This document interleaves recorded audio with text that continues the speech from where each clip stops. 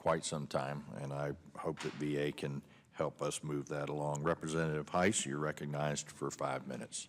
Chairman Miller, thank you so much, and Ranking Member Brown, appreciate you holding this hearing and allowing me to come and testify on my bill, H.R. 5047, the Protecting Veterans Education Choice Act. Right now, today, there are nearly 1 million student veterans who are using their post-9/11 GI Bill's benefits to pursue additional education. They are in the process of transitioning from military life to civilian life, and part of that transition includes education.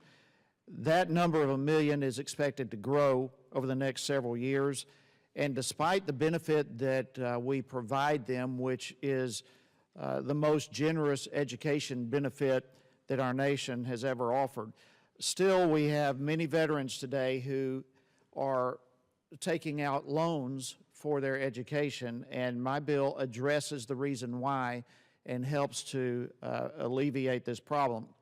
In many cases, bottom line, veterans don't realize, or they have in some instances deliberately been misled by college recruiters, but credits from one school don't always transfer to another school, and that becomes a problem when a veteran uses up their GI benefits in this school, hoping to transfer to another, and then they find out that they're unable to do so, and much of their benefits have been used up at that point. So the issue has to do with articulation agreements between one school and another.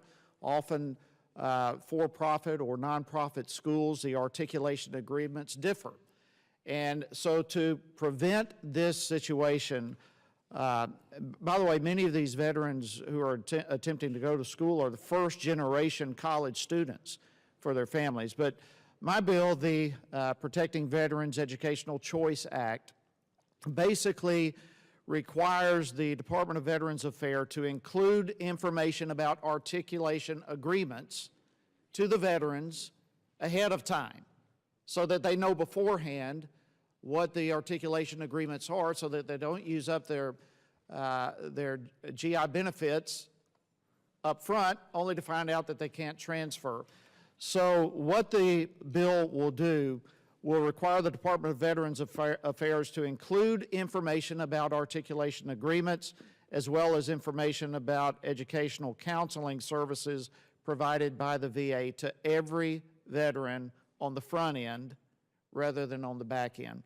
In addition, the bill would require VA counselors to provide educational or vocational counseling to inform veterans about these various agreements between schools, particularly when they are trying to transfer. So the bottom line, Mr. Chairman, the goal of this bill is not to dictate what school a veteran chooses to go to. That's totally up to the veteran. All we're trying to do is protect them from getting on the back end of their educational experience to find out that they are out of money and that their credits don't transfer. So we are trying to give them information up front so that they are able to make the best choice for their career as they're transitioning from the military into civilian life. And I believe it's incumbent upon Congress to ensure, to the best of our ability, that the benefits and opportunities that we afford them, that they have earned, that they are able to use it in the most wise way that they deem for their families. So, Mr. Chairman, I look forward to working with you and all my colleagues here on the committee to help our veterans, and I appreciate the bipartisan support on this bill and would really encourage support from each of you to help our veterans in this role. Thank you very much. I yield back. Thank you very much, Mr. Hice.